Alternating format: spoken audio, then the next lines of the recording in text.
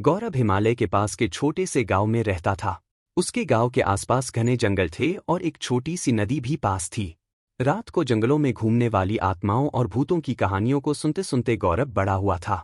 एक दिन गौरव के दोस्तों ने उसे गांव की सीमा के बाहर एक पुराने सुनसान घर पर जाने के लिए उकसाया। उनके दोस्तों ने कहा कि उस घर में कई साल पहले मौत हो गई एक महिला की भूत घूमती है। उसने अपने दोस्तों की बात मान ली और उस घर में जाने के लिए राजी हो गया। जब गौरव घर के पास पहुंचा तब उसे बहुत ठंड लग रही थी।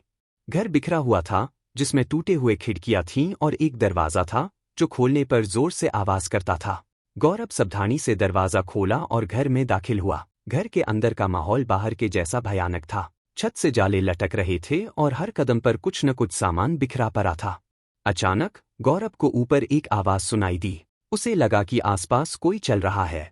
गौरव हिम्मत करके ऊपर गया और देखा लंबी बाल वाली एक औरत सफ़ेद साड़ी में उसके तरफ आ रही है। गौरव डर कर भागने की कोशिश कर रहा था कि उस औरत की आत्मा ने उसका एक हाथ पकड़ लिया और गौरव से विनती करने लगा कि मेरी मदद करो।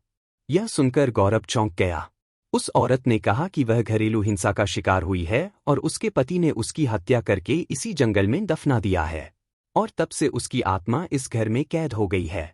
यह सुनकर गौरव ने उस आत्मा की मदद करने का सोचा और उससे वादा किया कि वह उसे मुक्ति दिलाकर कर रहेगा।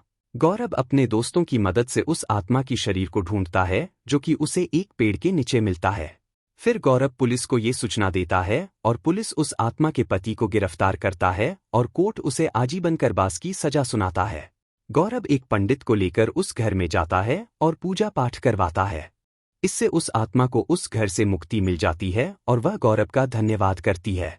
गांव वाले सभी गौरव के इस कारनामे से प्रसन्न होते हैं और उसे इनाम देते हैं। उस दिन से गौरव को भूत और आत्माओं से डर लगना बंद हो जाता है।